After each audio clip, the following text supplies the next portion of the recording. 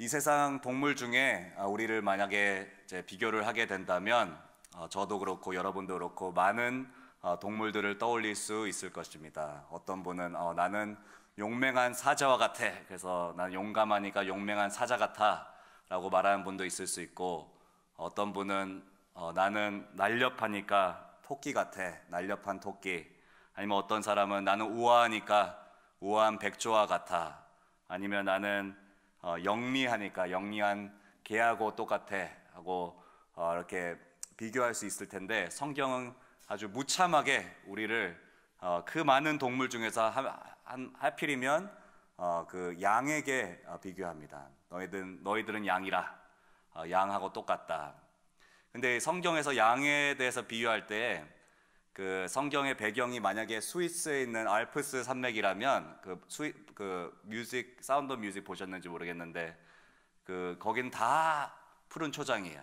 그래서 스위스 알프스에서 너희들은 양과 같다 하는 것은 사실 목자도 필요 없고 어딜 가나 그냥 푸른 초장이기 때문에 사실 큰 문제는 안 되지만, 성경에서 말하는 이 성경 배경은 이 스위스 알프스가 아니라 그 팔레스틴 지역에 아주 고산 지역에 진짜 푸른 초장이 없는, 아주 진짜 몇몇 없는, 정말로 절대적으로 목자가 필요한 진짜 아주 그냥 보잘것없는 아주 불쌍한 양 같은 존재다라고 성경은 우리를 표현하고 있습니다. 그러니까 목자가 없으면 죽는 거예요. 목자가 푸른 초장으로 양을 인도하지 않으면 우리는 어쩔 수 없는 존재들인 것입니다. 그래서 목자가 절대적으로 필요한, 분별력이 절대적으로 필요한, 제가 저번에도 나눴는데 이 양은 dependent, defenseless, directionless. 그 dependent 하다는 거는 완전히 철저하게 의존적이라서 우리 다른 나라 가서 길거리에 보면 개들도 돌아다니고 고양이도 돌아다니고 닭들도 돌아다니는데 길거리에 돌아다니는 양은 찾을 수가 없어요. 철저하게 의존적이기 때문에 혼자 살아남은, 길거리에 바퀴벌레도 못한 존재가 바로 양인 것입니다. 또 두 번째로 directionless. 개는 길 잃어버리면 다시 자기 집을 찾아올 줄 아는데, 이 양은 자기의 그 위치 감각이나 이 길에 대한 감각이 전혀 없기 때문에 길 한번 잃어버리면 끝장이에요. 얼마 전에 터키에서 1000마리가 그 낭떠러지에서 떨어진 사건이 있었는데, 그냥 그 떨어진 사건의 이유는 그 앞에 있는 양이 그냥 떨어졌기 때문에 자기도 같이 떨어진 거예요. 그러니까 길에 대한 전혀 감각이 없어요. 또 그것뿐만 아니라 defenseless. 정말 양은 이렇게 일이나 늑대가 공격을 해오면 다른 동물은 다 자기를 보호할 수 있는 이 기능이 있습니다. 그래서 이렇게 숨을 수도 있고, 아니면 공격을 할 수도 있고, 아니면 으르렁 소리라도 낼 수 있는데, 양은 소리도 못 내요. 무슨 소리 내는지도 모르겠어요. 자기를 보호할 수 있는 기능이 아무것도 없고, 유일하게 있는 기능이, 늑대가 이제 이리가 갑자기 공격을 해오면 양은 자기 머리를 딱 내리고 그 양떼끼리 뭉쳐가지고 빙글빙글 도는 거예요. 제발 다른 사람만 잡아라, 다른 양만 잡아라, 다른 양만 잡아라 하면서 이렇게 계속 그냥 빙글빙글 도는 거예요. 그게 자기를 보호할 수 있는 유일한 기능. 그러니까 자기를 보호할 수 있는 것도 아무것도 없어요. 근데 성경은 아주 무자비하게 사람들을 가리켜서 개도 아니고 독수리도 아니고 코끼리도 아니고 양과 같다라고 표현하는 것은 그만큼 우리가 분별력이 없고 철저하게 분별력이 필요한 존재라고 우리를 표현하고 있는 것입니다. 하지만 어떤 분들은 여기서 저는 다른 사람은 그럴지 몰라도 나는 양과 아주 매우 달라요. 나는 굉장히 인디펜던하고, 나는 어릴 때부터 아주 자립했고, 나는 내 결정을 나는 아메리칸으로 자라서 나는 이제 내 결정을 내가 할 수 있고 굉장히 인디펜던한, 나는 양과는 매우 다른 사람입니다 라고 말할 수 있을지 모르겠어요. 하지만 그 세상에서 가장 자립하고 가장 인디펜던하다고 생각하는 사람들도 어떻게 궁극적으로 보게 되면 우리는 항상 주변 사람이나 주변 환경이나 주변 문화에 있어서 항상 이끌려 다닌 것을 보게 됩니다. 그러니까 제일 자립했다고 생각하는 그 사람도, 내 마음대로 내가 결정한다라고 생각하는 사람도 알고 보면 결국 환경이나 문화에 끌려다니게 되는 거예요. 제가 청소년 때 이제 갑자기 이제 제 아버지가 돌아가시고 굉장히 방황하고 이제 막 이제 되게 이렇게 뭐라 그러지? 그 rebellious하고 이렇게 막 반항하는 이제 청소년기를 보냈는데, 이제 어른들이 말하는 건 다 듣기 싫고 특히 어머니가 말하는 건 다 반항하고 싶고 괜히 대들고 싶고 내 마음대로 살고 싶고 나는 내 길을 갈 거야, my way. 그래서 내 길대로 갈 거야. 그래서 제가 옷도 그냥 어머니가 주는 옷 안 입고 내 옷을 입을 거야 하면서, 이 바지는 굉장히 그 당시에 이제 유행하던 펑퍼짐한 바지가 있었는데, 이 바지로 길을 쓸 수가 있어요. 길을 쓸 정도로 굉장히 치마 같은 아주 펑퍼짐한 바지를 그냥 벨트로 꽉 묶어내고, 그리고 제 머리 스타일도 내 맘대로 할 거야, 내 길대로 갈 거야 해가지고, 뒤에는 이제 한번 상상을 해보셔야 돼요. 많은 상상력을 동원해야 되는데, 뒤에는 되게 짧게 깎고 앞머리만 이렇게 길렀어요. 앞머리가 제가 이렇게 한번 입 안에 앞머리를 집어넣는 게 소원이었어요. 그래서 앞머리를 길러가지고 제 이 턱까지 오게 만든 다음에 이 앞머리를 노란색으로 염색한 거예요. 완전히 탈색해가지고 앞머리만. 그래서 앞머리만 딱 노란색이고, 이 뒷머리는 이제 아주 짧게 해가지고 이 앞머리를 뒤로 탁 넘겨가지고 내 길대로, 난 내 맘대로 살 거야 하는데, 지금 생각해보면 얼마나 그게 웃기는지. 제 생각에는 반항하면서 내 마음대로 내 길대로 내가 자립해서 내 마음대로 산다고 하는 것이 결국에는 이 한국에 유행하는 가수를 따라하고, 뭐 H.O.T라는 가수를 따라하고, 이렇게 그 당시에 유행하던 이 문화를 따라하고, 결국에는 나는 내 생각대로 내 길대로 간다고 생각했는데 결국에는 문화에 이끌려가는 제 자신을 발견하게 된 것입니다. 한국에서 요즘에 이 가상화폐, 이 비트코인이라고 굉장히 이 열풍이 완전히 뭐 여러분도 들으셨을 텐데 열풍이 이제 강타를 했는데, 이게 얼마나 심각하냐면 젊은이들도 이 비트코인을 사고 직장인들도 많은 분들이 이 비트코인에 투자를 하고, 더 나아가서 노인들도 이 비트코인에 상당한 돈을, 재산을 투자해가지고, 이게 이 열풍이 얼마나 강력한지 온 한국을 다 뒤집어 놓은 거예요.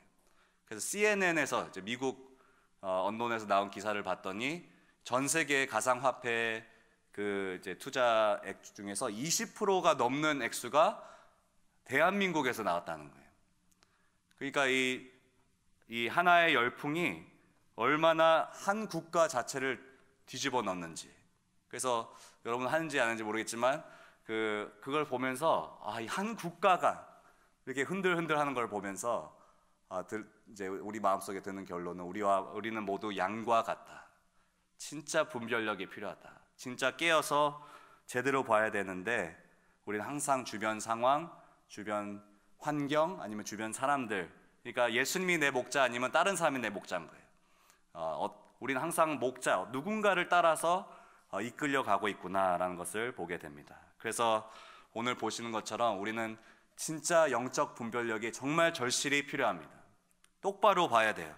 그러면 오늘 말씀은 우리에게 어떻게 우리가 영적인 분별력을 소유할 수 있게 되는지, 어떻게 하면 이 세상의 가치를 따라가는 것이 아니라 주님을 목자로 삼고 그분이 이끄신 대로 살 수 있는지, 오늘 말씀은 영적 분별력이 어디서 오는지에 대해서 우리에게 보여주고 있습니다. 우리 1절 한번 보시면 어떻게 시작하고 있냐면 1절이 그러므로 형제들이여 therefore my brothers. 이거는 연결성인데 로마서 1장부터 11장까지의 장황한 이 복음에 대한 설명을 하고 난 후에 12장부터는 이 사도 바울이 이제 실제 삶에서 이 복음이 어떻게 적용되는지에 대해서 이제 말씀을 하고자 합니다. 그래서 이 12장 1절은 그것을 연결하는 고리예요. 그러므로 형제들이여. 그래서 1장부터 11장까지 사도 바울은 이제 복음에 대해서 설명을 하는데, 복음은 우리가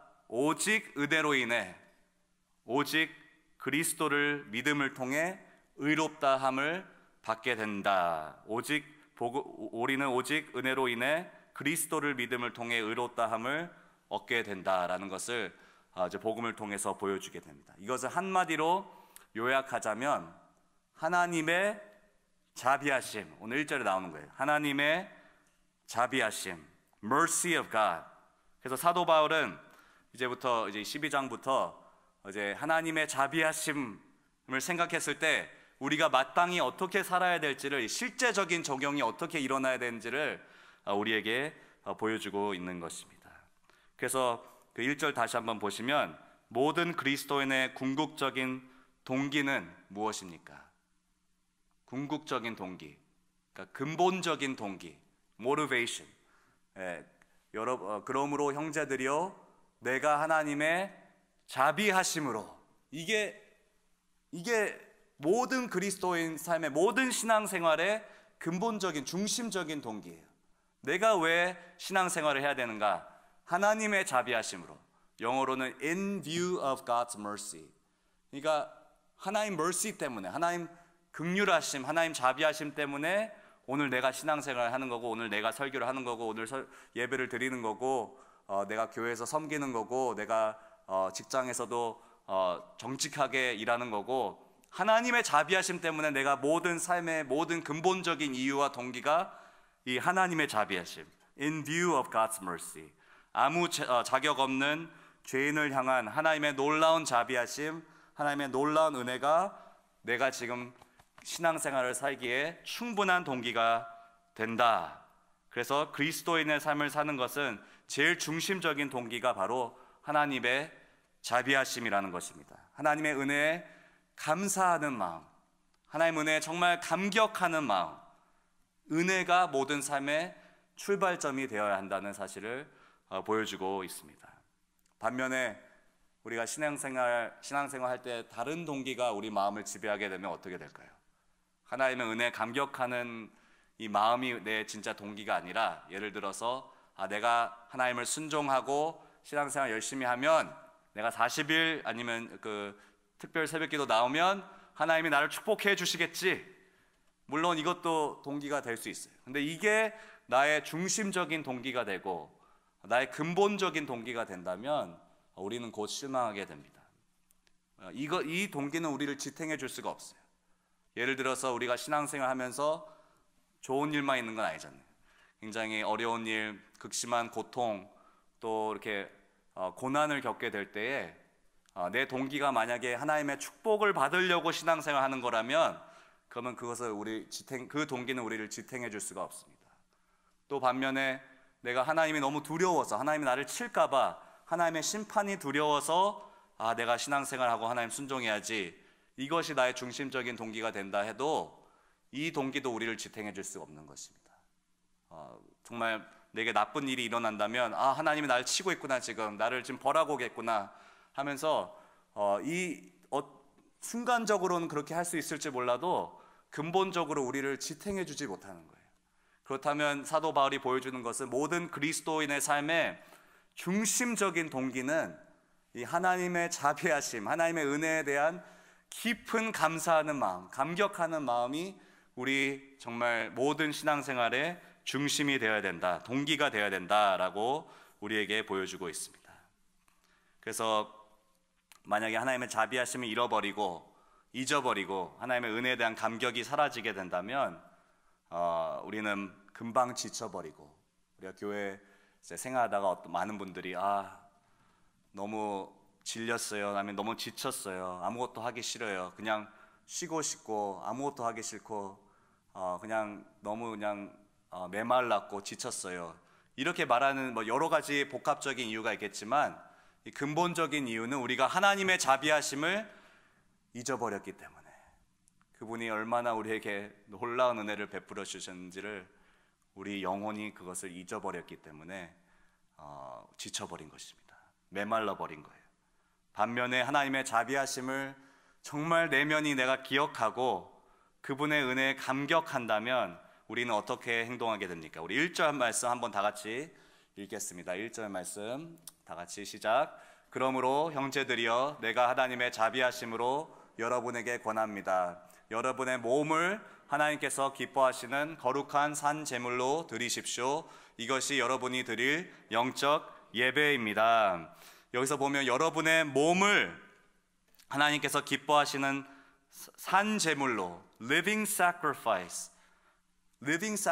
이 산 제물이라는 것은 내 삶의 모든 영역에서 몸을 그냥 바치는 거예요. 내 모든 삶의 영역에서 하나님께 온전히 순복하는 것을 의미하고 있습니다. 이것은 구약에서 나오는 이제 이미지인데요, 묘사인데, 구약에는 여러 제물들이 뭐 화목 제물, 뭐 여러 가지 제물들이 있는데, 특별히 무슨 제물을 여기서 의미하고 있냐면 번제라는 제사가 있습니다. 다른 제사들은 제물을 바치고 이제 뭐 바베큐 굽듯이 고기 구워가지고 좀 떼어 먹고 이렇게 제사장 주고 뭐 이렇게 해가지고 나눠 먹고 이럴 수 있는데, 번제는 어떤 제물이냐면 하나도 못 가져가야. 번제는 내가 그냥 남는 랩토버를 하나님께 드릴 수도 없고, 흠없는 아주 그냥 어린 양이라든지 흠없는 이 제물을 가져와 가지고 제사장이 모든 피를 다 빼버리고 죽이고 태워버리는데, 태우면 고기를 먹어야 되는데 고기도 못 먹고 고기도 다 태워버려 가지고 완전히 죄가 될 때까지 다 태워버립니다. 그것이 의미하는 것은 우리 삶이 그렇다는 거예요.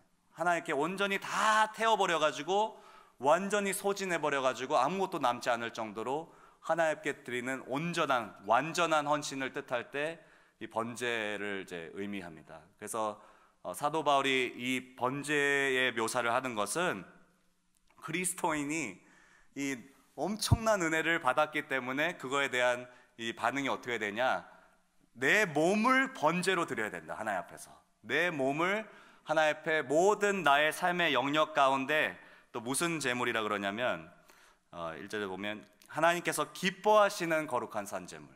그러니까 내 모든 삶의 영역에서 하나님이 기뻐하시도록 해야 된다. 이거는 난 단순히 주일이나 수요일 아니면 새벽 예배 나왔을 때만 열심히 예배드리고 그 주중에는 내 마음대로 사는 그것을 의미하는 것이 아닙니다. 이것은 나의 직장에서도, 나의 가정생활에서도, 내가 이 관계를 어떻게 하냐에 따라 나의 작은 말 한마디까지, 나의 생각까지, 내가 무슨 상상을 하고 사는지, 내가 스마트폰에서 뭘 하고 있는지까지, 나의 모든 작은 행동과 생각과 모든 동기에서, 모든 삶의 영역에서 오직 하나님만 기쁘시도록 해야 되는 것이 우리의 산 제사로 하나님 앞에 드리는 그 순종이다, 헌신이다라고 말씀하고 있는 것입니다. 여기 1절에 또 보시면 이것이 여러분이 드릴 영적 예배입니다. 영적 예배. 그 영적이라는 말이 원어로 보면 reasonable, 그러니까 가장 합당한 예배다, 합리적인, 가장 당연한 예배다, 이렇게 표현하고 있어요. 이게 무슨 말씀을 하고 있냐면 그 하나님의 놀라운 은혜, 하나님의 자비하심, 이 복음을 생각했을 때에 가장 합당한 예배는 내가 와가지고 조금만 드리고 또 내 마음대로 살고 이러는 것이 합당한 예배가 아니라, 가장 당연하고 합리적인 예배는 내 몸을 송두리째 다 태워버려서 하나님 앞에 드려지는 것이 가장 합당한 반응이다. 따라서 그러니까 가끔씩만 주님 생각하고 뭐 주님 기뻐하시는 영역도 있지만 또 주님 기뻐하지 않는 영역도 있는데 그냥 하나님 이거 봐주세요 하고 하는 것은 굉장히 비합리적인 반응이다라고 사도 바울은 말씀하고 있는 것입니다. 한번 생각해 보세요. 누군가가 여러분의 이제 그 전기세를 50불 전기세가 나왔는데 내가 정말 이 친구 사랑하니까 전기세를 대신 내줘야지 해서 50불을 대신 내줬어요.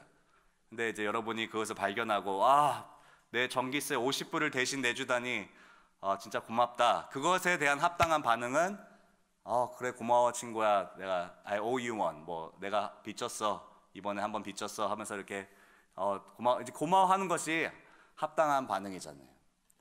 그런데 한번 생각해 보세요. 만약 누군가가 와가지고 여러분이 50만 불의 이 학자금을 빌렸는데 50만 불의 대학원 학자금을 누군가가 대신 다 갚아준 거예요. 그러면 어떻게 반응하는 것이 합당한 합리적인 반응입니까? 그래 한번 빚졌어, 내가 고마워 친구야. 이거는 비합리적인 반응이잖아요. 만약에 누군가가 나를 대신해서 50만 불을 대신 내주었다면 저는 그 앞에 무릎 꿇고 내 모든 것을 다 빚졌어, 내 모든 것을, 나를 대신해서 50만 불을 내주다니. 가장 합리적으로 생각해봐. 합당한 반응은 정말 내 모든 것을 그에게 빚진 것입니다. 왜냐하면 너무나 많은 빚을 그가 탕감해 주었기 때문입니다. 마태복음 26장에 어떤 이야기가 나오는데 한 여인이 진짜 귀한 이 전체 전 재산을 거의 대표하는 이 향유옥합을 예수님 발 앞에다 깨트려 버리고 다 쏟아부어요. 다 쏟아붓고 예수님 발을, 그러니까 그 당시에 가장 쓸모없고 더럽다고 생각되는 이 몸의 부분을, 발을 씻고 또 그 머리카락으로 그 발을 씻어줍니다. 이 광경을 본 사람들이 막 수근수근거리고 이것은 낭비다, 이것은 말도 안 된다, 이 여자, 이 여인 과연 분별력이 있는 여잔가, 정신 나간 거 아니야? 분별력이 있나 이 여자가? 근데 예수님의 대답이 기가 막혀요. 거기서 예수님은 뭐라고 대답하시냐면, 보라, 이 여인은 내게 아름다운 일을 행했다. 온 세상 어디든지 복음이 전파되는 곳마다 이 여인이 한 일이 전해져서 사람들이 이 여인을 기억하게 될 것이다. 예수님이 말씀하시는 것은 사람들은 이 여인이 가장 분별력이 없다, 가장 바보 같다, 정말 어떻게 그렇게 값비싼 향유옥합을 깨트려서 부어버릴 수 있냐, 이렇게 분별력이 없다 하는데, 예수님은 이 여인이 가장 분별력이 있다. 이 방에서 가장 분별력이 있는 여인은 이 향유옥합을 깨트려서 다 바친 여인. 왜냐하면 그녀는 가장 그 하나님의 은혜에 가장 합당한 합리적인 반응을 하였기 때문에. 예수님께서 만약에 우리를 위해서 무엇을 하셨는지 우리가 보게 된다면, 가장 합당하고 합리적인 반응은 우리 모든 인생을 다 그분 앞에 부어버리는 것이 가장 합당하고 합리적인 반응이다라고 말씀하고 있는 것입니다. 우리 2절 말씀 한번 다 같이 보시겠습니다. 그래서 2절 말씀 다 같이 한번 읽겠습니다. 시작.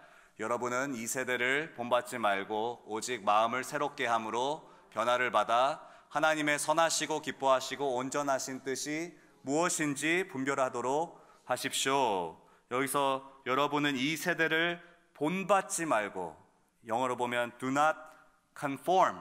conform이라는 것은 con이 이제 with, 그리고 form 하라는 거는 이제 그 세상의 틀을 얘기하죠. 그래서 이거 어떻게 번역하냐면, 세상의 틀에 들어가려고 하지 말고, 세상의 압력에 순응하지 말고. 세상은 우리를 향해 항상 압력을 가하고 있습니다. 특별히 얼바인에 살면 어느 정도 우리가 수입을 갖춰야 되고, 또 새로운 집을 항상 가져야 되고, 또 새로운 차를 또 어느 정도 레벨의 차를 우리가 몰아야 되고, 또 우리 자녀는 어느 정도의 학교를 가야 되고, 어느 정도의 학원을 가야 되고, 이 세상은 항상 우리를 틀 안에 집어넣으려고 온갖 압력을 우리에게 가하고 있습니다. 하지만 사도 바울이 말하는 것은, 너희는, 이 하나님의 은혜를 받은 너희들은 이 세상의 틀에 들어가려고 하지 말고, conform 하지 말고 transform 하라. trans라는 거는 이 초월하는 거예요.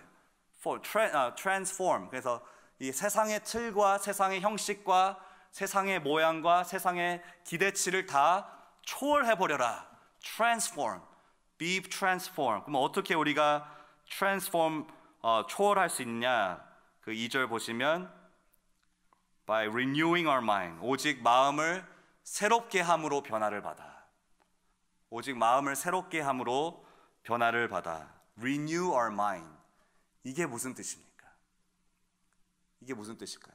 renew our mind. 그냥 생각을 새롭게 생각한다, 이런 뜻도 될 수 있는데, 이게 무슨 뜻이냐면, 우리 상상력과 우리 생각이 하나님 은혜에 송두리째 사로잡혀가지고 내 생각이 그냥 주님의 은혜에 완전히 사로잡히게 만들어야 한다, 이렇게 말씀하고 있는 것입니다. 하나님의 은혜에 내 생각과 내 상상력과 나의 마음이 송두리째 사로잡혀야 합니다. 그럴 때에 내 삶의 변화가 일어나고, 내 마인드가 내 생각이 변하면 내 마음이 변하고, 내 마음이 변하면 나의 삶이 변하고, 나의 행동이 변하게 된다라고 보여주고 있는 것입니다. 그러면 그 은혜에 송두리째 우리 마음이 사로잡힌다는 것은 어떤 것을 의미하고 있을까요? 한번 하나님의 은혜를 한번 생각해 보세요. 하나님의 은혜는 무엇입니까? 제가 하나님의 은혜에 대해서 이렇게 정의하는 것을 여러 가지 들었는데, 그 가장 제가 좋았던 정의가, 하나님의 은혜는 one way love, God's one-way love. 일방통행적인 하나님의 사랑. 일방통행적인. two-way love가 아니에요. 쌍방으로 가는 사랑이 아니라 three-way도 아니에요. 우리가 하나님 사랑하면 하나님 두 배로 사랑하시고 이런 의미가 아니라 하나님의 일방통행적인 one-way love. 하나님의 정말 그냥 우리 자격이 없고 아무 하나님 사랑을 받은 그 조건을 갖추지 않음에도 불구하고 그냥 사랑해 주시는 거예요. 그게 바로 은혜다. 그래서 그 은혜는 우리 안에 사랑받을 만한 이유가 아무 이유도 없다라고 이렇게 고백하게 합니다. 만약에 생각해 보세요. 우리 안에 하나님의 사랑을 받을 만한 조건도 없고 이유도 아무것도 없다면, 그렇다면 동일하게 그 우리 안에 있는 어떤 것도 하나님으로 하여금 우리를 더 이상 사랑하지 않게 하는 것이 아무것도 없어요. 우리 안에 있는 어떤 것도 하나님으로 하여금 난 저건 몰랐네, 난 더 이상 저 사람을 사랑하지 않아, 이렇게 하는 것이 아무것도 없다는 사실이에요. 놀라운 사실, 놀라운 사랑이고 파격적인 사랑인 것입니다. 이 놀라운 파격적인 사랑은 God's one-way love, 이 은혜는 우리를 변화시키십니다. 이 은혜는 마치 마법의 동화가도 같은 사실이에요. 동화가, 이 디즈니 동화가 실제 사실이 된 것이 이 하나님의 은혜인 것입니다. 얼마 전에 미녀와 야수라는 영화를 보았는데, 저는 그 미녀와 야수 보면 하나님 사랑을 많이 묵상했어요. 보면 이제 야수가 어떻게 야수가 됐냐면, 이 마법의 저주에 걸려서 원래 사람이었는데, 원래 왕자였는데 이제 아주 흉악한 야수로 변하게 되고, 또 보면 그 안에 있는 다른 이제 인물들도 원래 사람이었는데 이 마법의 저주에 걸려서 이게 인간이 아니라 무슨 시계로 변하고 뭐 장롱으로 변하고 다른 것들로 변하게 됩니다. 근데 마찬가지로 우리도 이 죄라는 마법의 저주에 걸려서 이 흉악한 야수처럼 변해버린 거예요. 그래서 이 저주를 풀 수 있는 유일한 길은 진정한 사랑, true love를 만나야 되는데, 이 흉악한 우리 야수임에도 불구하고 우리를 거절하지 않고 우리에게 다가와서 우리를 진정 있는 그대로 사랑해주는 그런 사랑을 만나야 돼요. 근데 이 영화에서 이 야수는 정말 포기하고 나 이 흉악하고 이 못생긴 나를 누가 좋아하게 주겠어 했는데, 이 벨이라는 미녀가 와서 그가 아무리 흉악함에도 불구하고 그를 있는 그대로 사랑해 줍니다. 그래서 이 진정한 사랑을 만나는 순간 이 마법의 저주가 풀리게 되고 그는 다시 인간이 되는 거예요. 그와 동시에 우리는 흉악하고 아주 그냥 못생기고 사랑받을 자격이 하나도 없지만 하나님의 one-way love, 일방통행적인 사랑으로 우리를 사랑해 주시고 예수 그리스도께서 우리를 위해서 십자가를 지셔서 그 마법의 저주가 풀리게 되고 우리는 진정한 인간, 진정한 사람이 될 수 있게 되는 것입니다.